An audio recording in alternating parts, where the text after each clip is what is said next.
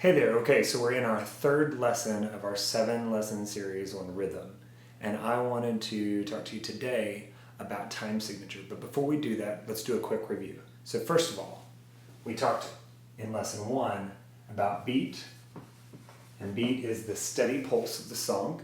It's measured by a metronome, which gives us the beats per minute. And that's our unit for measuring the tempo of a song or the speed of the song. And then the next thing that we talked about was measures. And measures are the way that we organize music into logical groupings so that we can understand it easily, read it easily, and ultimately so it can create a specific feeling that we're looking for. And the feeling is what I want to talk to you about a little bit more today. So let's take another look at measures for just a second. One important thing that I want you to know is if we look at, we'll just create a couple of measures here, and we're going to put 4 beats in each measure.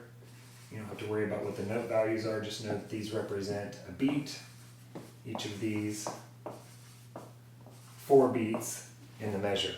The important thing that I want you to know is the downbeat is really critical.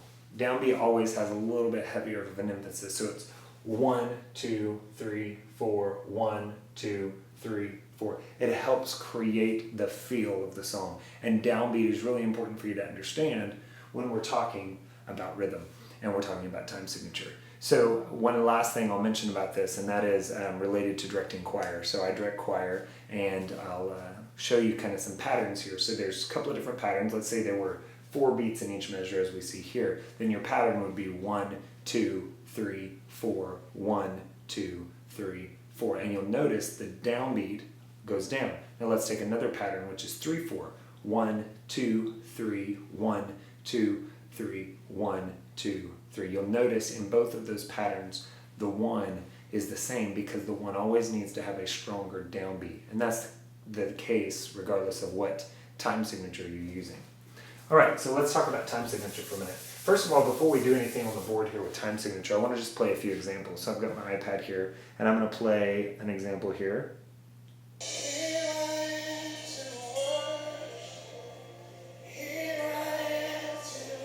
So this is William McDowell's version of Here I Am to Worship. 1, 2, 3, 4, 1. Time signature is creating that feeling of 4 beats per measure. Okay, let's take another example.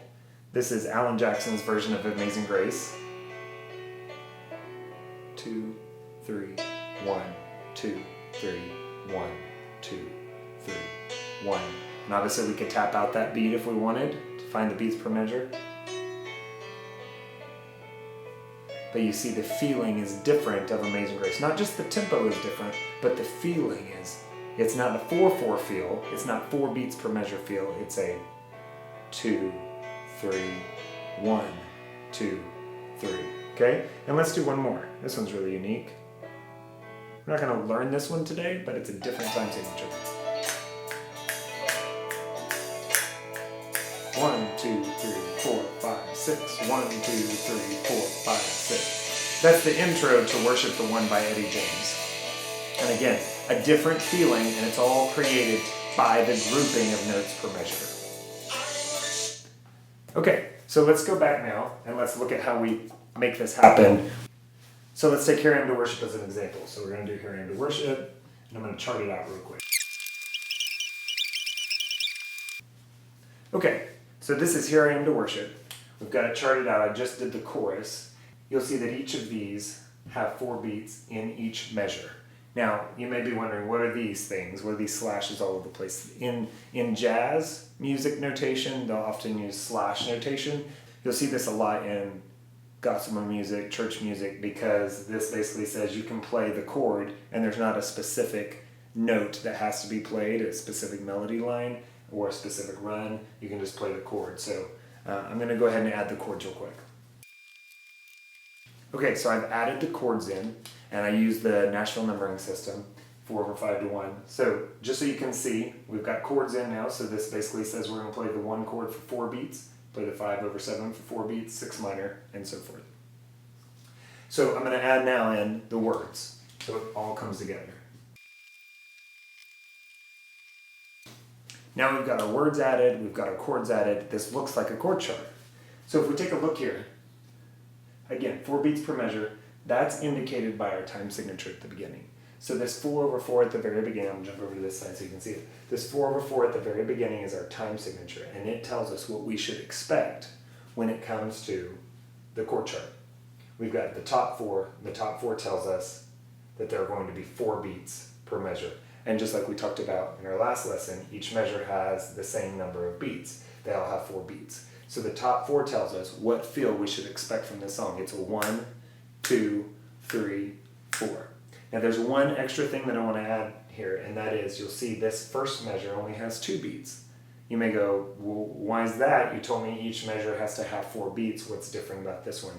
There are some songs that start with an emphasis on a beat other than the downbeat. And in this case, Here Under Worship is one of those. And this measure right here is called an incomplete measure or a pickup measure. And so what we do is we count this one based off of where it falls. So let's say this is 1, 2, 3, 4. This one only has 2 slashes, so we're going to say 3, 4, 1, 2, 3, 4. The way you would count it off, you'd say 1, 2. Here I am to worship. And that's how that goes. 3, 4, 1, 2. Here I am to bow down. All right? This is 4/4 time signature. Next, we're going to look at 3/4 time signature. Okay, this is Amazing Grace. I've charted it out. We've got the slash notation, like I mentioned, that helps us to know how long each chord is going to be held out. We've got the chords across the top, and then we've got the lyrics across the bottom.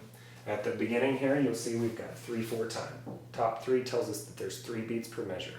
3 beats per measure. The bottom 4, don't worry about what that means right now. We'll talk about that later. The top 3 means 3 beats per measure, and that's really critical, again, in creating the feel of the song. Again, you'll see we have at the beginning a pickup measure, an incomplete measure. Amazing grace, 2, 3, sweet the sound, 2, that saved, 2, 3. We can go through the whole song, but you'll see each measure has 3 beats. That's what the top 3 tells us. Creates this feel of 1, 2, 3, 1, 2, 3. In classical music, this is often called the Waltz Field. 1, 2, 3, dun, dun, dun, dun, dun, dun. So again, in review, we have beat, that's steady pulse of the music. 1, 2, 3, 1, 2, 3. We talked about the downbeat today, which is that first of every measure.